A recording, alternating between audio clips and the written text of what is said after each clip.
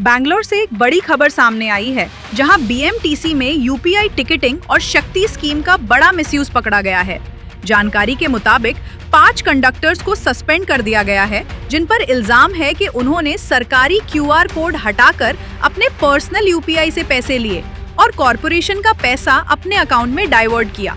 हैरानी की बात यह है कि शक्ति स्कीम, जो सिर्फ महिलाओं के लिए फ्री ट्रैवल के लिए है, उसका गलत इस्तेमाल करते हुए कुछ कंडक्टर्स ने मेल पैसेंजर्स को भी फ्री टिकट्स देकर उनसे पैसा वसूल किया। रिपोर्ट्स के मुताबिक कन्नड़ा ना समझने वाले पैसेंजर्स को टारगेट किया गया, क्योंकि शक्ति स्कीम की टिकट पर कन्नड़ा में शक्ति योजना नाम लिखा आता है। यही वजह है कि कन्नड़ ना समझने वाले पैसेंजर्स को टारगेट किया गया। बताया जा रहा है कि जो कंडक्टर्स को सस्पेंड किया गया, उन लोगों के अकाउंट्स में 10 से 50 हजार तक के ट्रांजैक्शंस मिले हैं।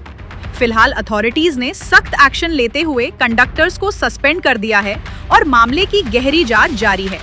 अगर आप भी बस में सफर करते हैं तो हमेशा ऑफिशियल क्यूआर कोड से ही पेमेंट करें और टिकट पर शक्ति योजना का नाम लिखा है या नहीं तुरंत चेक करें।